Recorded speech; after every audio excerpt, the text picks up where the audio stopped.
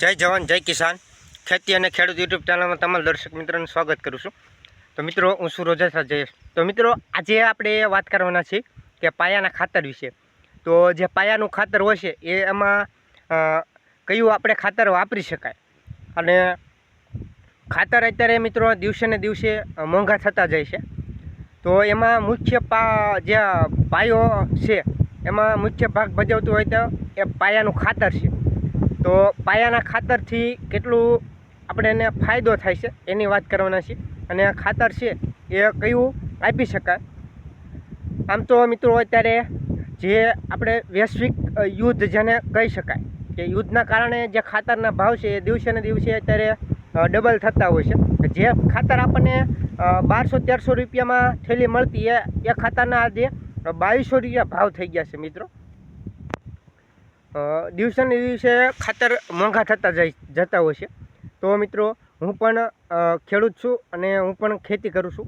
तो एमां आपणे पायाना खातर लावता होय छे के जे ते आपणे एग्रो सेंटर होय छे एमांथी खातरना जे वेपारी होय छे एमनी पासेथी आपणे लावता होय छे।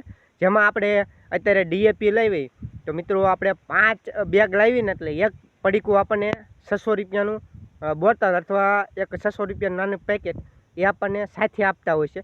जो ए न लेवी तो आपणे खातर नथी आपता। तो 5 थैला साथे 5 थैला DAP ना लो एटले एना DAP ना भाव छे अत्यारे 1350 रुपया भाव छे। तो ई जो आपणे DAP खातर लेवुं होय तो एमां आपणे 5 थैला साथे एक बेग वधार आपे छे। ए 600 रुपयानी बोटल आवती होय छे अथवा 600 रुपयानुं जे खातरनुं पડીકું आवे छे ए आपणे खेडूतोने आपता होय छे। तो આવી રીતે આપણને ખાતર મળતું હોય છે। જ્યારે ખેડૂત ખાતર લેવા જાય ત્યાં ખેડૂત લાઇનમાં ઊભો હોય છે અને એને ખાતર લેવામાં ઘણી બધી મુશ્કેલી પડતી હોય છે। અને બીજું કે એની સાથે સાથે આપણે આધાર કાર્ડ હોય છે એનું આપણે ફિંગરપ્રિન્ટ દેવાનું હોય છે, જેથી કરી આપણું ખાતર છે એ લીધું અને એને આપણે ફિંગરપ્રિન્ટ દીધું એવું કંઈક અત્યારે ચાલે છે।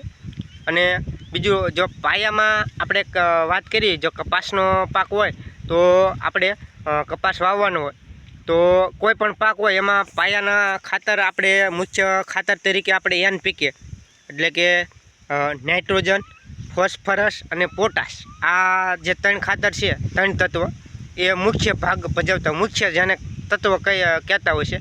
બીજા તત્વો હોય છે એ સૂક્ષ્મ તત્વ હોય છે। એમાં કોઈ પણ પાક હોય એને 16 તત્વની જરૂર પડતી હોય છે।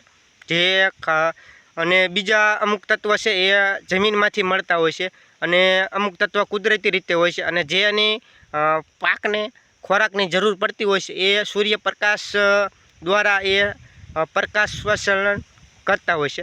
તો આવી રીતે છે એ આખું ખાતરનું સૂક્ષ્મ તત્વનું મેનેજમેન્ટ છે એ સંપૂર્ણ થતું હોય છે। મિત્રો આજે દિવસે ને દિવસે ખાતર મોંઘા થતા જાય છે। જે આપણે રાસાયણિક ખાતર આવે છે એમાં કિંમત વધતી જતી હોય છે અને સાથે સાથે જે આપણે દેશી છાણિયું ખાતર જેને કહી શકાય તો એની પણ કિંમત વધતી જતી હોય છે।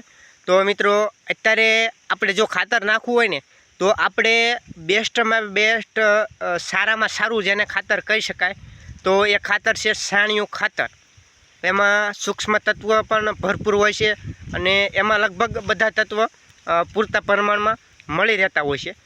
જેમાં નાઇટ્રોજન હોય છે, ફોસ્ફરસ હોય છે, પોટાશ હોય છે, એ સિવાય બેક્ટેરિયા પણ હોય છે અને એ સિવાય અન્ય સૂક્ષ્મ તત્વ પણ હોય છે, જેવા કે મેગ્નેશિયમ હોય છે, લોહ હોય છે, કોપર હોય છે, તાંબુ હોય છે વગેરે જેવા તત્વ પણ જે આપણે છાણિયું ખાતર આવે છે દેશી ખાતર જેને કહી શકાય કે જે આપણે ગાય અને ભેંસ રાખતા હોય છે એના જે પોદળા કરતા હોય છે એનું જે છાણ તૈયાર થતું હોય છે અને આપણે ખાડો કરી અને એ ખાતર એને આપણે સડવા મૂકતા હોય છે।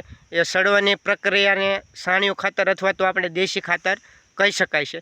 તો મિત્રો આ જે ખાતર છે આપણે 1 વીઘામાં 1 ટોલી અથવા 1 ટોલી કરતાં ઓછું જો તમારે 5 વીઘા જમીન હોય તો 4 ટોલી નાખો તોય પણ ચાલે। તો આવી રીતે 5 વીઘામાં 3 થી 4 ટોલી ખાતર આપણે નાખવું જોઈએ। જો 5 નાખો તો વાંધો નહીં, તો 1 વીઘે 1 ટોલી નાખો તોય ચાલશે અને એકરે 2 ટોલી અથવા તો 3 ટોલી નાખો તોય પણ ચાલશે. તો 5 વીઘા હોય તો તમે 3 થી 4 ટોલી જે ખાતર આવે છે ટ્રેક્ટરની ટોલી એ તમે નાખી શકો છો. તો મિત્રો આ ખાતરથી શું ફાયદો થશે એની વાત કરીએ તો આમાં તમામ સૂક્ષ્મ તત્વ મળી રહેશે. અને જે તમે પાક વાવો છો, કપાસનો પાક હોય, મગફળીનો પાક હોય, તો તેમાં મિત્રો જે છોડ છે એની ગ્રોથ પણ સારો થાય છે. અને છેલ્લે સુધી એમાં તમને અંતરો જોવા મળશે કે અહીંયા આપણે છાણિયું ખાતર નાખેલું છે અને અહીં નથી નાખ્યું. તમારે અખતરો કરવો હોય તો કરી જોજો. એટલે બેસ્ટમાં બેસ્ટ છાણિયું ખાતર છે. અને ઓર્ગોનિક ખાતર આવે છે એ પણ સારું હોય છે. તો રાસાયણિક ખાતરનો ઉપયોગ ઓછો કરવો અને બને ત્યાં સુધી છાણિયું ખાતર વાપરવું. તો આ વિડીયોમાં એટલું જ તે. જય જવાન જય કિસાન. ચેનલમાં નવો તો ચેનલને સબસ્ક્રાઈબ કરી નાખજો. ફરી મળીશું નવા વિડીયોમાં.